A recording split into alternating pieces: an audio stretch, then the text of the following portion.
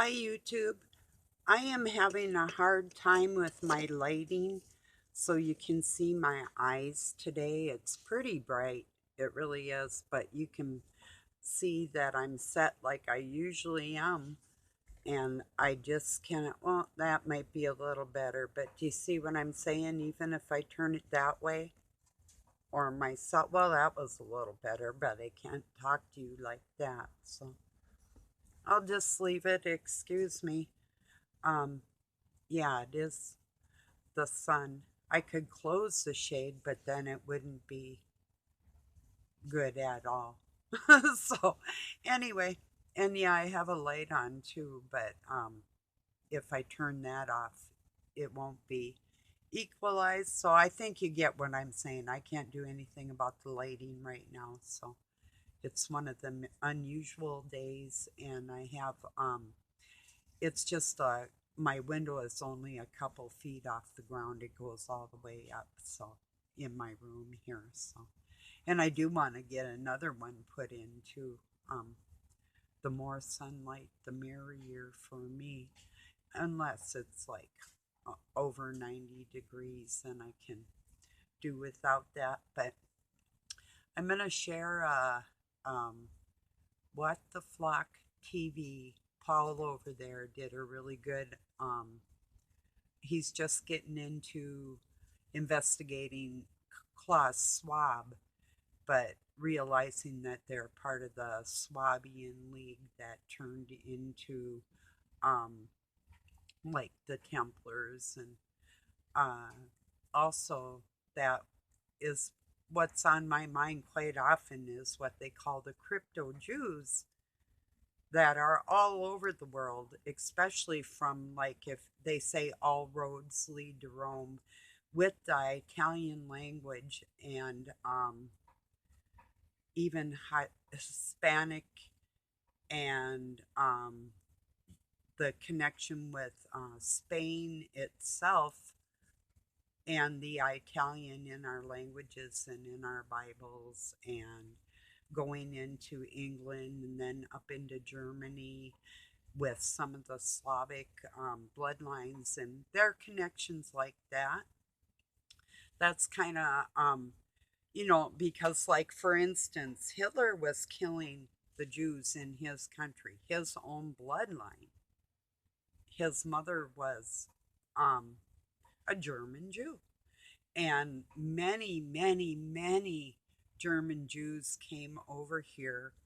I say, really, who won the war? Because Germany really never lost. Their great scientists were brought over here, and there was a great invasion of German people that came into the Americas.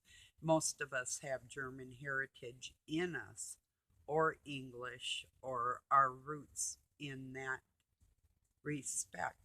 So, um, anyway, so uh, my point today and my topic is the crypto Jews and the Jews in correlation, actually not. Why are Christians celebrating Jewish holidays with the crypto Jews? Christianity is not Judaism, they're not the same thing. Although they're Abrahamic religions, so it's Muslim. That doesn't make me a Muslim. I mean, I know what Ramadan is, but that doesn't mean that I abide by their rituals, you know.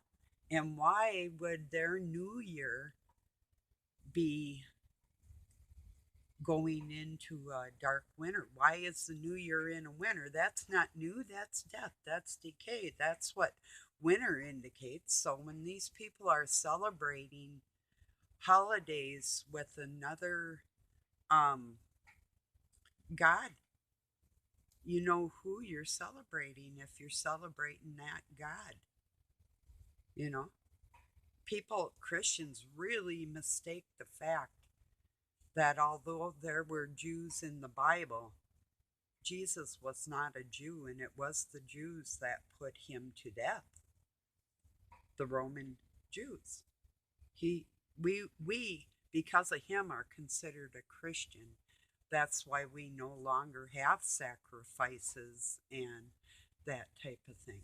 And I know if you're raised in the Catholic Church, which I went to the girls' school, but I also know how the Jesuit priests keep sacred vows from the Nephilim to keep control over people in the church. That's why they can so readily change what is acceptable in the church from what wasn't back in the day, because they're keeping the people happy.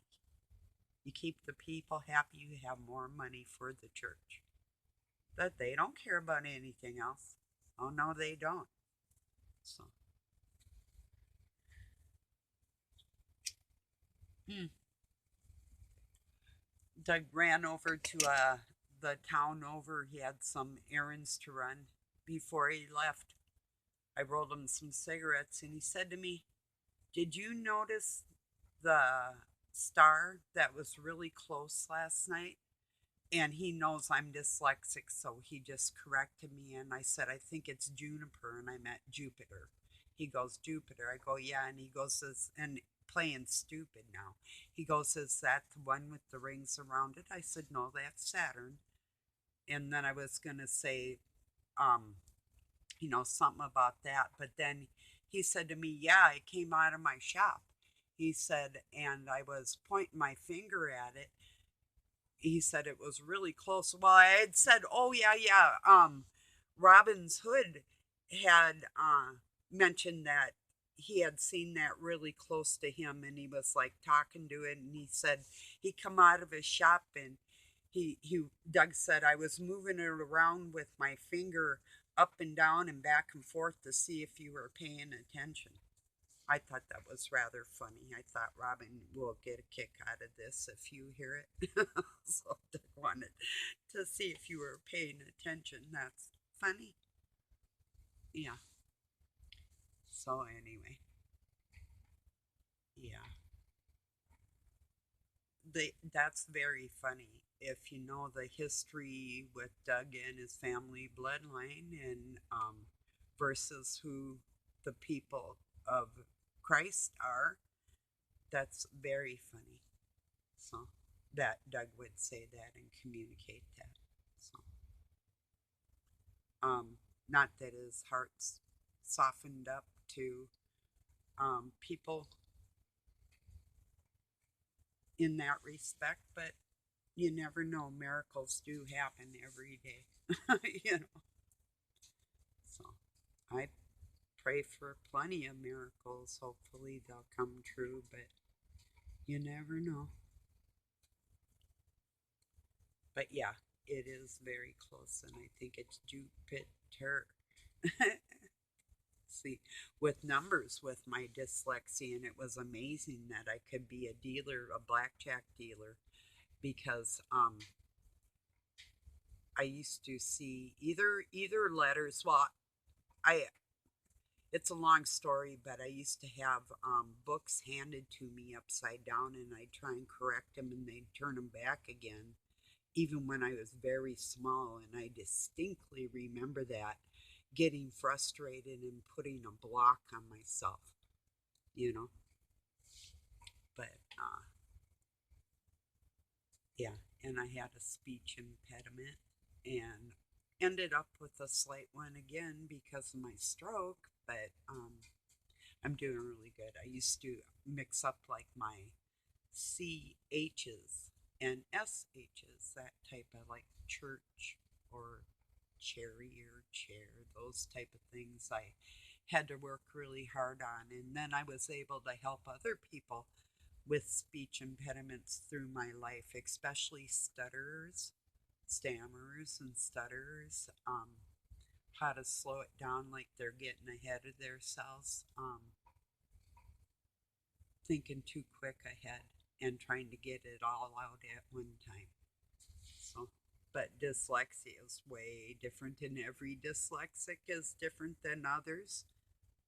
And but anyway, with Paul from What the Flock, he's dyslexic and speech impediment, And I'm so proud of him. I seen him when he was like just hundreds of subs instead of thousands. So it's cool to watch somebody progress that has handicaps, you know. So it's pretty cool, you know. God does help. He really does, you know. He'll help you find little tricks to be able to do everything, you know, like reading and different things. If you can't, he will help you, I'm sure, unless you're physically injured, you know. And yeah, head injuries will play a big part with that. I really honestly think um, a lot of people are hit in their frontal lobes, especially their right frontal lobe. Well, no, it would be your left side by a right handed person when you're young. If you can recall something like that often, or even both sides or the back of your head, but I mean, you know, these are things that are done intentionally to people for that reason. If you take away a person's empathy from head injuries, that's not a good thing, you know. So yeah, head injuries and the healing of them, and is it possible to like reconnect nerves when they've been damaged? You can rebuild nerves all over your body. If you have an injury, you can go just right next to it and massage it a little bit.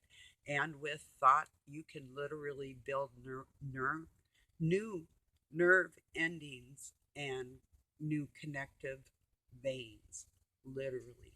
And I know this because I have done it, you know, so many times over. People thought they had me down and out with injuries or something, but it didn't work very well for them. And it really never does.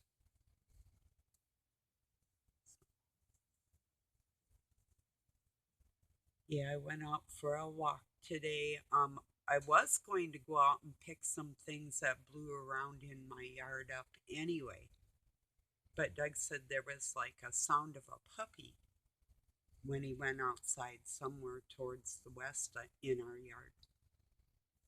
Um, oh, we have 5 acres and woods and a creek and pond and stuff, and so it could have been like anywhere in the yard, but the immediate yard, I think he was thinking.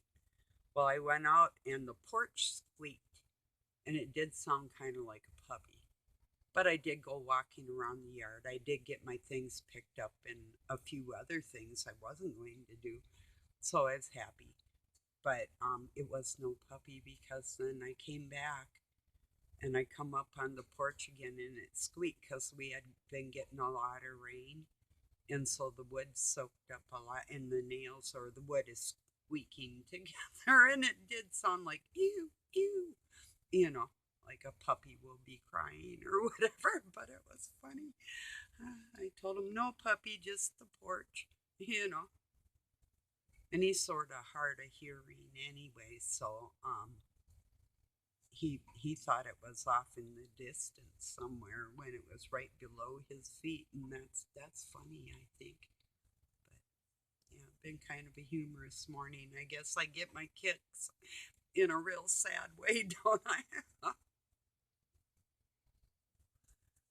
It's not as funny as my friend Darla telling me to drop his sausage on the floor a couple times, and then when I feed it to him, um, just sit back and laugh. Well, actually, if I don't cook for him, he will eat a sausage, so I wouldn't have the opportunity to drop it on the floor, but I would consider it. I told her I'd consider her idea, you know, because my style is more like if he leaves his street shoes in the bathroom, which I really detest, I'll take like little screws or washers or something off his side of the. We've got a wooden uh, medicine cabinet with shelves, you know, And so, and I'll take like something out of his little side there, like washers or little screws or something, and I'll put them in his shoes. I've put toilet paper in there, like just a couple balls of it, or something. So when he puts them on and goes somewhere, he has no reason to understand why he's uncomfortable. I mean, like a screw or something, he's gonna know that. And rocks, I put a couple little, like I'll collect agates, and if I had them in a dish in the bathroom or something through the years, you know. Lately, I've been more like if he leaves his hat on the counter, I'll just throw it on the floor, or I'll bring it in and hang it on his chair in the kitchen. But I lately it's been more on the floor. So yeah, I kind of do my things like that, but not with this food. But yeah, I kind of did with my ex though, because he was such a ravenous pig. I mean, Doug's kind of bad, but not as bad as that. So yeah, that's a long story. Long time ago too. But I had to really battle that one physically, um, to even get him out of my life. I trained like a warrior, well, like the warrior I am, and just had to show him that's just who I am, that I'm not going to put up with it. And you have to pay to play. If a person thinks they're going to hurt me, revenge is the Lord. That I'm Lord of my body. If somebody messes with me, I'm going to take it out on them, even if it's verbally or 10 years from now. Or if God does direct somebody else with that karma in that situation, but nothing is free, you know. And that's part of the scriptures too that have been finagled in their favor. Like you're not supposed to have righteous anger. Yeah, you are. If you're right, you're right. And your anger's right. It's not a seething rage. It's like, get a grip, people.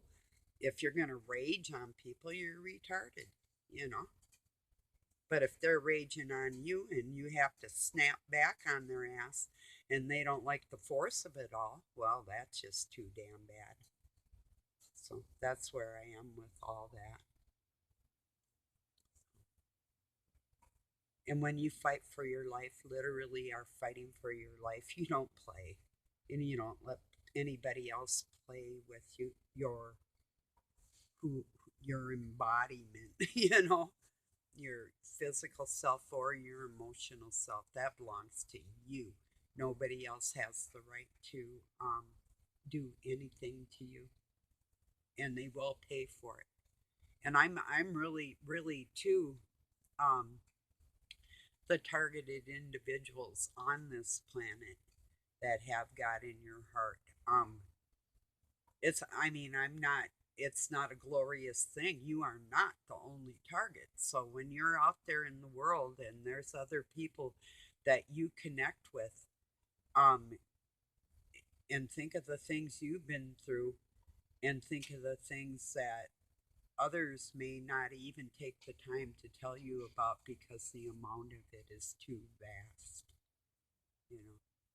So just walk out there with a little more respect in life, because you won't connect with anybody with a good heart if you approach it in a selfish manner. So, and that's a fact. And you just entered Pain Central here. Somebody asked me this morning. It was on Facebook. What's the worst thing you ever been through? And a friend of mine from Montana, he's like, I mean, I literally know this person in the flesh, um, for over 40 years, so, but he's like, oh, he dislocated his shoulder and they didn't know how to triage him in the emergency room. And I'm thinking, wow, the worst thing? Here goes. Oh, yeah, it was pretty bad. I've had a lot of bad things happen, but the worst was being 9 months pregnant, ready to give birth, and they sent me home, and I never fully dilated. And the baby wanted to come out. For 3 days, I was in labor, and I went back and begged them to bring the doctor in this country hospital, and they let the baby rip out of me. That was a bad one. So, yeah, that hurt. I've had a dislocated shoulder. I just walked up. We've got a stationary pole for a supporting wall. I walked up to the pole and I grabbed it like that with my arm straight. And first I pulled back with all my might, and then I went up and I just slammed my shoulder into place.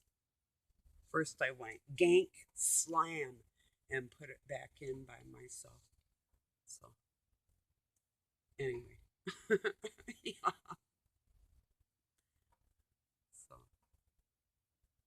women are a little different than men, but this woman is even a little bit different than that in that respect.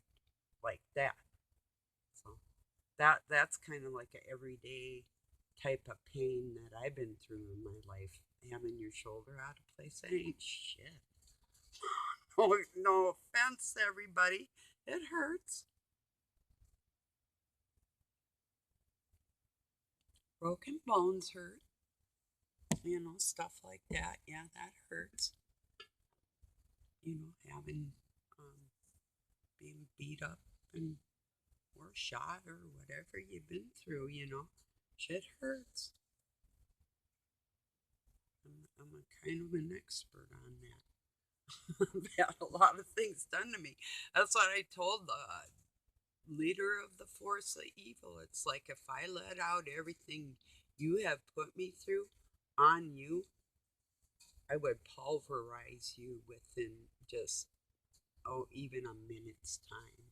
But if I just thought of everything all at one time and displayed that and took that out on that physical person, there would be no stopping that shit. It'd last for a very long time. Maybe days. Would take a lot if I got like annihilated even just once a month, which in my life is probably a lot more with the sleep depravity and the rest of their bullshit, you know, even poisonings and attacks and all kinds of stuff. I could go on and on, but if you just take like one day a month for 64 years, that's an awful lot of built up stuff that I owe that entity personally. You know, lots and lots of stuff. How are you all doing on that? Are you ready to confront the person individually, the actual entity that's messing with you? Not the one that can use everybody, but actually the actual entity. Yeah, that thinks he's the big brother bully that runs the whole show. No, he doesn't. God runs the whole show, and just the tiniest Christian heart can back that evil down.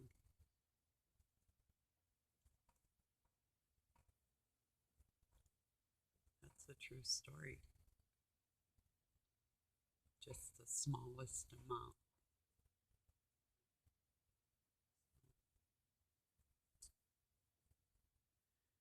Yeah, I don't know.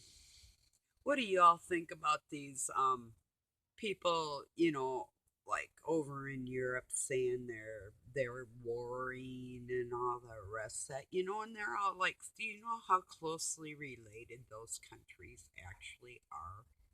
You know, if you just say like the cryptos are like Italian, Sicilian, um, English, and German, and Czechoslovakian, and Norwegian, and Chinese, and wherever they went, they hide all over the place. That's the ones I'm talking to right now. We're sick of your shit. And I'm going to make sure that the next generations aren't going to take it anymore. The people like me, you, and me, we're the ones that own the earth. It's like Nancy Pelosi or whoever got up there, somebody, it's like, we're gonna like take our country back. You never own this country. You're part of the District of Columbia. You are not even a part of the United States. And in fact, the land of the District of Columbia is just a curse upon you all. You ran the Native Americans out of the East Coast, up and down from their fishing land, and turned them into a bunch of savages. No, they weren't. They did not. And and that's who caused it all. That bloodline. It isn't any particular race. It's a particular people that feed that type of beast inside themselves. You know, if it were just a matter of race, I would have to hate myself because I have a lot of who I'm talking about in my heritage. Probably every single one of them, to tell you the truth. But there, I think there's other people that are like from Masonic families or adopted into them, like I was, that realize what they were doing, and they knew that person too when they're young, because and they'd try and take you out. You're either going to have to do what they tell you to do, or they're going to try and take you out. You know, and that's the way that is. If they can't literally kill you, they'll torture you until you want to kill yourself. You know, that is a big tactic of theirs. So it is important to really understand migration of people around the world. You know, um, and remember that you they they've been traveling this world, probably so many civilizations have been. I've always been a big proponent of that our building up society and then having it, it's not because God said, oh, you're going too far and he takes it down. No, it's these animals posing as humans, or humans that are actually more animalistic, like a dog fighting over a bone, like a rabid dog. That's my bone. I have to have it all. I cannot make a soup and share it with you. I have to eat this bone and you along with it. That's how they are. That's it. That's the beast they feed, you know?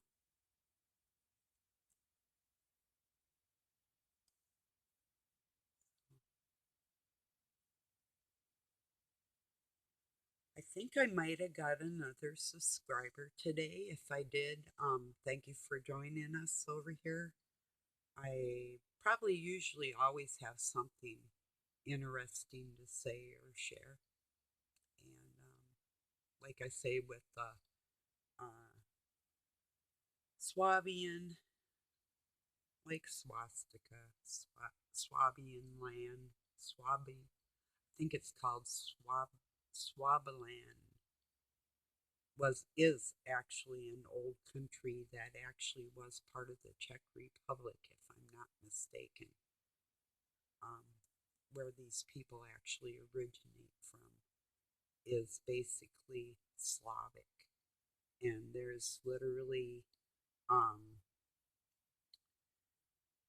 Greece islands that have people on them that are of this bloodline that have never moved and are doing their witchcraft to this day, right now. Same with Sicilians and different ones, like big groups in California that are and do originate from like the Phoenicians and the people that were traveling around plundering the whole world, back and forth, you know.